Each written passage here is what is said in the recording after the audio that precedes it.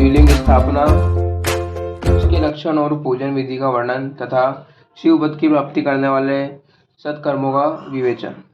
ऋषियों ने पूछा, सूत जी, शिवलिंग की स्थापना कैसे करनी चाहिए, उसका क्या लक्षण है तथा उसकी पूजा कैसे करनी चाहिए, किस देश काल में करनी चाहिए और किस दिव्य के द्वारा उसका निर्माण होना चाहिए। सूत जी ने कहा, महर्षियों, मैं तुम लोगों के लिए इस विषय का वर्णन करता हूँ, ध्यान देकर सुनो और समझो। अनुकूल एवं शुभ समय में किसी पर्वत, तीर्थ में, नदी आदि के तट पर अपनी रुचि के अनुसार ऐसी जगह शिवलिंग की स्थापना करनी चाहिए जहाँ नित्य पूजन हो सके।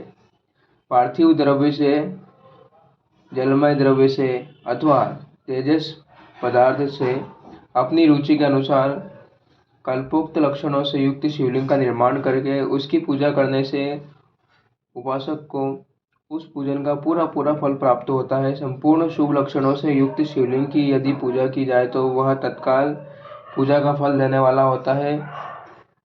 यदि चल प्रतिष्ठा करनी हो तो इसके लिए छोटा सा शिवलिंग अथवा विग्रह श्रेष्ठ माना जाता है, और यदि अचल प्रतिष्ठा करनी हो तो स्थूल शिवलिंग अथवा विग्रह अच्छा माना जाता है। उत्तम लक्षणों से युक्त शिवलिंग की पीठ सहित स्थापना करनी चाहिए। शिवलिंग का पीठ मंडलाकार, गोल, चौकोर, त्रिकोण अथवा खाट के पाए की भांति ऊपर नीचे मोटा और बीच में पतला होना चाहिए। ऐसा लिंगपीठ महान फल देने वाला होता है। पहले मिट्टी से, प्रस्तर आदि से अथवा लोहे आदि से शिवलिंग का निर्माण करना चाहिए। जिस द्रव्य से शिवलिंग का निर्माण हो उसी से उसका पीठ भी बनाना चाहिए।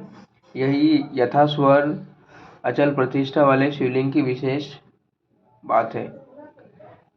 चल प्रतिष्ठा वाले शिवलिंग में भी लिंग और पीठ का एक ही उपादान होना चाहिए, किंतु बाण लिंग के लिए यह नियम नहीं है। लिंग की लंबाई निर्माण करता या स्थापना करने वाले यजमान के 12 अंगुल के बराबर होनी चाहिए। ऐसे ही शिवलिंग को उत्तम कहा गया है। इससे कम लंबाई हो तो फल में कमी आ जाती है, अधिक हो तो कोई दोष की बात होती है। शिवलिंग में भी वैसा ही नियम है। उसकी लंबाई कम से कम कर्ता के 1 अंगुल के बराबर होनी चाहिए और छोटा होने पर अल्प फल मिलता है, किंतु उससे अधिक होना दोष की बात नहीं है। यजमान को चाहिए कि वह पहले शिल्प शास्त्र के अनुसार एक विमान या देवालय बनाए और देवगणों की मूर्तियों से अलंकृत हो। उसका गर्भगृह बहुत ही सुंदर हो, सुदृढ़ हो, दर्पण के समान स्वच्छ हो, उसे 9 प्रकार के रत्नों से विभूषित किया गया हो।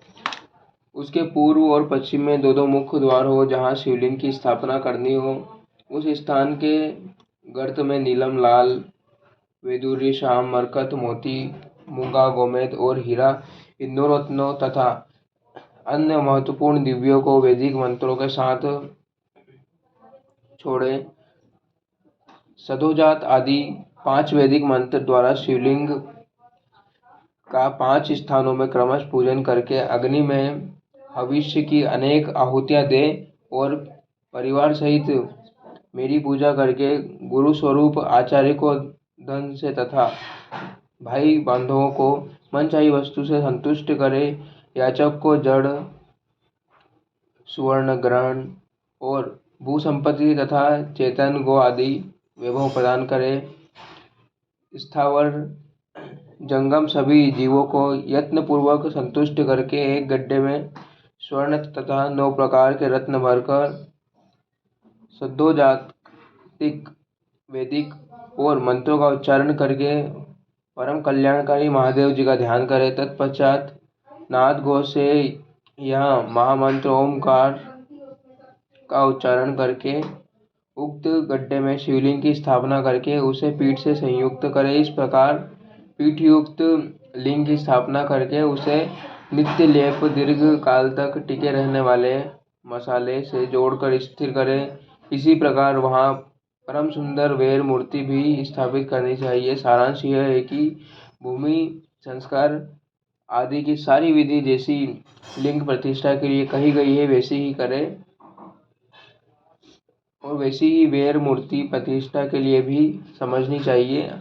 अंतर इतना ही है कि लिंग प्रतिष्ठा के लिए प्रणव मंत्र के उच्चारण का विधान है, परंतु वेर की प्रतिष्ठा पंचाक्षर मंत्र से करनी चाहिए। जहाँ लिंग की प्रतिष्ठा हुई है वहाँ ही उत्सव के लिए बाहर सवारी निकालने आदि का वेर मूर्ति को रखना चाहिए। वेर को बाहर से भी लिया जा सकता है, उसे गुरुजनों से ग्रहण किया जा सकता है। बाह्य वेर वही लेने योग्य है जो साधु पुरुषों द्वारा पूजित हो। इस प्रकार लिंग में और वेर में भी की हुई महादेव जी की पूजा शिवप्रद प्रदान करने वाली होती है।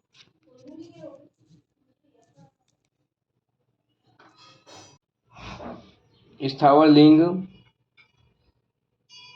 स्थावर और जंगम के भेद से लिंग भी दो प्रकार का कहा गया है। वृक्ष लता आदि को स्थावर लिंग कहते हैं और कृमि कीट आदि को जंगम लिंग। स्थावर लिंग सींचने आदि के द्वारा सेवा करनी चाहिए और जंगम लिंग को आहार एवं जल आदि देकर तृप्त करना चाहिए। उन स्थावर जंगम जीवों को सुख पहुँचाने के अनुरुक्त होना चाहिए। भगवान शिव का पूजन है ऐसा विद्वान पुरुष मानते हैं। यो चराचर जीवों को ही भगवान शंकर के प्रतीक मानकर उनका पूजन करना चाहिए। अगले पार्ट के लिए हमारे साथ जुड़े रहें। कथा का आनंद लीजिए, परमानंद लीजिए। ओम नमः शिवाय।